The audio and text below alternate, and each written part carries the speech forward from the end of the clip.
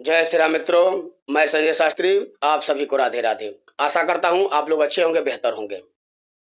माघा नक्षत्र में जन्म होने जातकों को क्या कष्ट होता है, आइए हम लोग इस वीडियो के माध्यम से जानते हैं।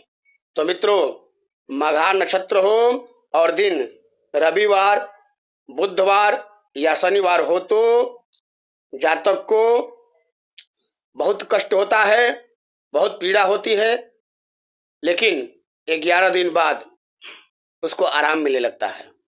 तो कहने का मतलब ये है मित्रों, माघा नक्षत्र हो, दिन रविवार, बुधवार या शनिवार को पड़े तो जातक को 11 दिन कष्ट के बाद आराम मिलने लगता है। तो इसका पूजा कराए, शांति कराए। पूजा पाठ कराने से लाभ मिलता है, मन चाहा फल मिलता है। जय श्री राम मित्रों। मेरा कार्यक्रम अच्छा लगा तो मेरे चैनल को लाइक करें, सब्सक्राइब करें, शेयर करें। जय श्री राम मित्रों। जय श्री राम मित्रों।